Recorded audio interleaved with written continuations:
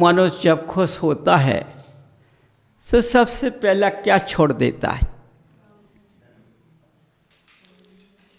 और जब मनुष्य के घर में लड़ाई होती है गृहस्थ जीवन में तो क्या छोड़ देता है? बता सकते हो? जब खुशी होती है तब क्या छोड़ देता है? जब घर में लड़ाइयाँ होती तो क्या छोड़ देता है? देखो, जब खुशी होती है मनुष्य को तो जिनालय छूट जाता है। जब आपत्ति घर में लड़ाइयाँ होती हैं तो जिनालय छूट जाता है और अपने आपसी में व्यवहार समाप्त कर लेते हैं। समझो, खुशी के मारे जब हम खुशी होते हैं गृहस्थ जीवन में कोई काम बन जाता है तो हम उसकी गाथा गाने में जिनालय का ध्यान भूल जाते हैं। समय निकल जाता है और झगड़ा होता है तो मंदिर से बैर बांध लेते हैं। कैसा क्या होता है ऐसा? मंदिर जाने से इतनी हम पूजन करते हैं, हम इतनी भक्ति करते हैं, इतनी स्वाध्याय करते हैं, हमारा झगड़ा क्यों हो गया? हमारा झगड़ा निपटा क्यों नहीं पाया भगवान ने? बताओ भाई कि जब हम एक मजदूर लगाते हैं उसको कितना पैसे हैं? वो दिन भर का मजदूरी का काम करता है। तो जब हम भगवान को की पूजा करते हैं, भक्ति करते हैं, उनसे याचना करते हैं, तो भाई हमारा काम क्यों नहीं करती?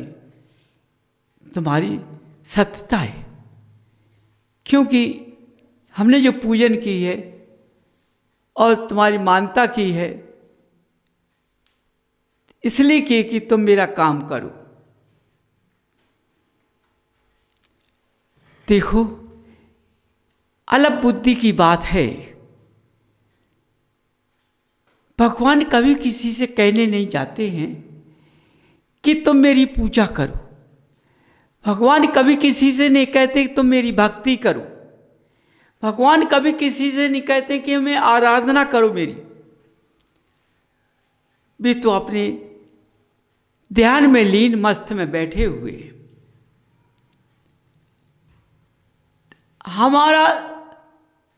हमने जिस कुल में जन्म लिया है ये मेरे कुल देवता बोलते हैं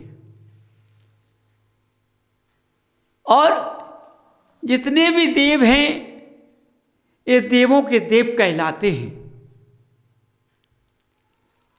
कितने भी बड़े बड़े देव क्यों ना हो, उनसे महान ये देव होते हैं जिनके शरण में मेरा मस्तक झुकता है। आज के मनुष्यों ने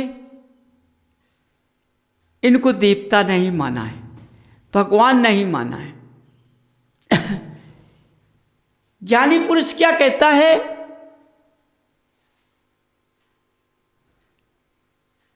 भगवान किसी का कुछ करते हैं ना कुछ धरते हैं। ये तो अपना कर्तव्य है कि हम उनकी पूजन करें, उनको भक्ति करें। ये तो मेरा लेख है, करना चाहिए। लेकिन जब हम पर आपत्ति पड़ती है तो उसका उपचार भी करना चाहिए। बंधुओं, जब मनुष्य पे आपत्तियां आती हैं, शरीर पे बीमारी आ जाती है तो उपचार करता है मनुष्य, लेकिन उसकी बीमारी नहीं जाती है। वो चारों तरफ से भटक जाता है।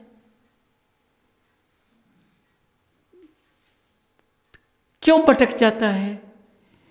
देखो बंधुओं, जब तक पुद्गल में जीव रहता है, जब तक ये पुद्गल चलता हुआ दिखाई देता है, जहां जहां भगवान का वास होता है, जिन मनुष्यों के अंदर भगवान का वास जुड़ा हुआ होता है, जब तक उस मनुष्य को कोई कुछ कर नहीं पाता है। जहां से भगवान का अंश छूट जाता है, वह मनुष्य धराशायी हो जाता है, इस भूमि पर नहीं रहता है। समझो, आपत्तियों से फंस के निकल जाता है। जिस तरह से जीव उपलकल का नाता जुड़ता है, उसी तरह से देवादेव अरहन देव का अंश हर जीव के अंदर होता है, हर प्राणी मात्र के अंदर, चाहे त्रिंज गति का हो, चाहे मनुष्य गति का जीव हो, किसी गति का जीव हो। 4 गतियां होती हैं, 4 गतियों के अंदर भगवान का अंश होता है। बिना अंश के कुछ नहीं होता है। उस अंश के अनुसार वो जीव की प्रकृति चलती है। यदि भगवान का अंश उसके साथ ना हो तो जीव आगे बढ़ नहीं सकता है, उसी स्थान पर होकर चला जाएगा वापस। तो बंधुओं, बड़ा ध्यान करना है कि मैंने किस कुल में जन्म लिया है और मैं कितनी आपत्तियों से तड़प रहा हूं, कितने मन उपाय कर लिए मैंने, कितने उपचार मैंने कर लिए, समझो, लेकिन तब भी मेरा शरीर पे फर्क नहीं पड़ रहा है। तो ध्यान करो बंधु, अपना विवेक जगाओ, अपना विवेक जगाओ कि मैं उपचार तो सब कर रहा हूं, लेकिन जिस कुल में मैंने जन्म लिया है उस कुल की क्रिया को भूल गया हूं मैं। जब उस कुल की क्रिया को मैं भूल गया हूं तो मेरे देवादेव अरहन देव मेरे हाथ से चले गए। समझिए, यदि तुमने कुल खानदान को नहीं भूला तो तुम्हारे देवादेव अरहन देव नहीं जा सकते। ये तुम्हारे साथ रहेंगे। तुम्हारा ये मनुष्य पर्याय कितनी अच्छी निकलेगी। समझो, आगे उठते चले जाओ, दिखाई देगी। नीचे नहीं देखोगे, पीछे नहीं देखो, आगे बढ़ते जाओगे।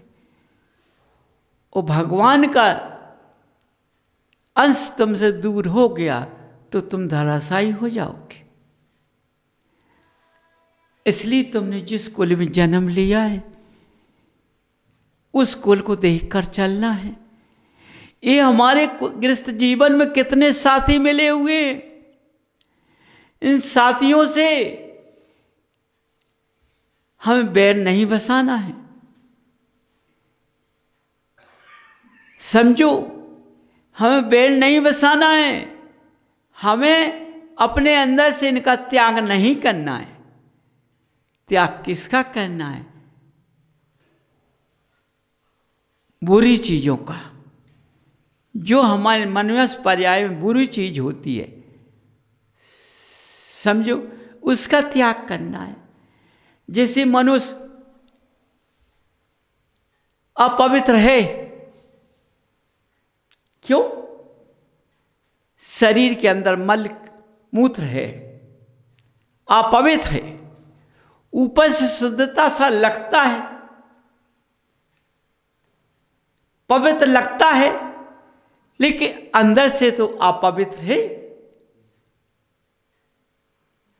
जब मलमूत्र अपने शरीर से निकलता है तो शरीर को क्यों धोते हो? क्योंकि अब बाहर निकल गया है, इसलिए हम अवक्ष हो चुके हैं, हम भ्रष्ट हो चुके हैं, इसलिए हम शरीर को धोते हैं, ऊपरी पवित्रता के दिखाने के लिए। स्वच्छ देखो, अंदर रखा था, जब तो हम पवित्र दिखाई देते थे, वो बाहर निकला तो हम अशुद्ध हो गए। समझिए, इसी प्रकार बंधु हमारे देवादेव हरण देव अंदर बैठे हुए हैं। यहां कमल रूपी आसन है, वो अपवित्र नहीं है, पवित्र है, अपवित्र नहीं है। लेकिन मेरा पुद्गल के अंदर हमारी भावना में पवित्रता है, तो मेरे शरीर के अंदर पवित्रता है।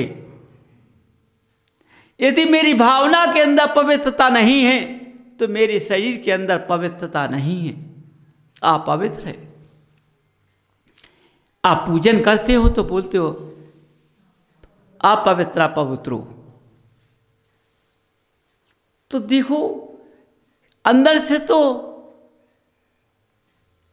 अपवित्र हो, ऊपर से पवित्र बनकर, जब ऊपर से बनकर पवित्र होकर के तो अपवित्रता को खो पाओगे। अंदर से तो अपवित्र हो, लेकिन ऊपरी क्रिया से तो पवित्र बन जाओ। ऊपरी क्रियाएं क्या हैं? नेत्र हैं, वाणी है, भावना है, मन है, ये सब चंचलमान होते हैं। इंद्रियों का भोग है, ये ऊपरी क्रियाएं हैं सब। इन क्रियाओं को अपने बंधस में रखना है। समझो बंधुओं, देखो बड़े ध्यान से सुनना, क्योंकि एक ही शब्द चला जाता है तो सारे प्रश्न के उत्तर चले जाते हैं। समझिए, पुद्गल तो मजबूत दिखता है लेकिन बहुत मुलायम है, क्योंकि जरा कि शरीर के अंदर कष्ट होता है तो लुझापन आ जाता है, मन शरीर नीचे गिर जाता है, तड़प मच जाती है। समझो, आज कोई भी कष्ट मनुष्य को आ जाता है तो शरीर में ताकत नहीं होती है। क्यों ताकत क्यों नहीं होती है? क्योंकि मनुष्यों ने अपने शरीर को कहाँ ढाल, भोग क्रिया में, उसमें ढाल दिया है। और भोग क्रिया हमेशा कमजोर होती है, कभी शक्तिवान नहीं होती है। और यदि मनुष्य भोग क्रिया में शरीर को न ढाले और युग दशा में ढाल दे, तो चाहे दिन भर खाना ना मिले, दिन भर पानी ना मिले, लेकिन शरीर तब भी मजबूत दिखता है, उसको हिला नहीं पाता है कोई। युग दशा वाला शरीर कितना मजबूत होता है। यदि धूप में खड़ा हो जाएगा तो धूप को भी ठंडा बनना पड़ेगा। समझिए, जल वृष्टि हो रही है तो जल को भी रुकना पड़ेगा, क्योंकि युग दशा में शरीर हमेशा मजबूत होता है। और जितनी गृहस्थ जीवन में ये आपत्तियां आती हैं, ये युग दशा से दूर भाग जाती हैं। तो आज के मनुष्यों ने गृहस्थ जीवन के अंदर शरीर को पवित्रता में नहीं बदल पाया, क्योंकि नेत्र इतना गंदा कर लिया है, भावना इतनी खराब कर ली है, मन इतना खराब कर लिया है, पुद्गल इतना अशुद्ध कर लिया है। सोचो, आज शरीर को देखो तो चारों तरफ से रुद रहा है। समझिए, कैसी कंचन काया थी, वो आज कैसी बन चुकी है, कैसी बन चुकी है, कितनी रौंद रही है। सोचो, कई मनुष्य को खुजलियाँ होती हैं तो शरीर को रौंदता है ना, कुछ भी हो जाए, किस तरह से व्याधियाँ आती हैं। ये पुद्गल के ऊपर और जीव पुद्गल इस व्याधियों को भोगता है, जबकि जीव ने सारा पुद्गल का लिया कि हम व्याधियों से मुक्त रहें। लेकिन समय निधि के कारण जब मनुष्य गति में आकर के जीव और पुद्गल के नाते को मिल करके जब भोग दशा में शरीर को बदल दिया, तो ये सारे क्रियाएं भोग दशा ने बदल दी हैं। ये भोग दशा से ईर्ष्या जलन भरा हुआ है। इस भोग दशा से घर में बैर बढ़ गया है, एक दूसरे की पहचान चली गई है इस भोग दशा से, क्योंकि तुमने इस जिब्बा से हर वस्तु का स्वाद लिया है। उस स्वाद के कारण हमारी इंद्रियों का भोग बदल गया है, इसलिए हम हर इंद्री का भोग चाहते हैं।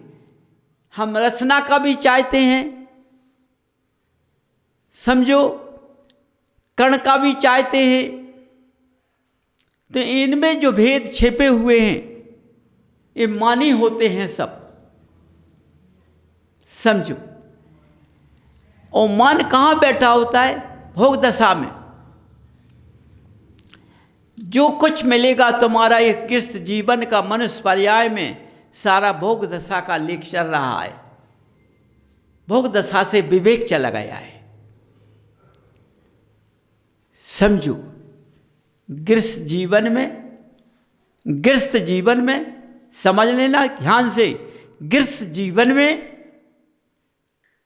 पदार्थ का भोजन करना, भोग दशा में विवेक चला जाता है। विद्वानों ने माया का भोग किया है, उस माया के भोग से उनका विवेक चला गया है, समझो। नाम के अनुसार नेताओं ने माया के भोग को चक्कर में लगा करके अपनी इज्जत को खो दिया है, समझो। अपने समय स्थान भूल गए। मैंने जिस कुल में मैंने जन्म लिया वो कुल भूल गए, वो देश भूल गए।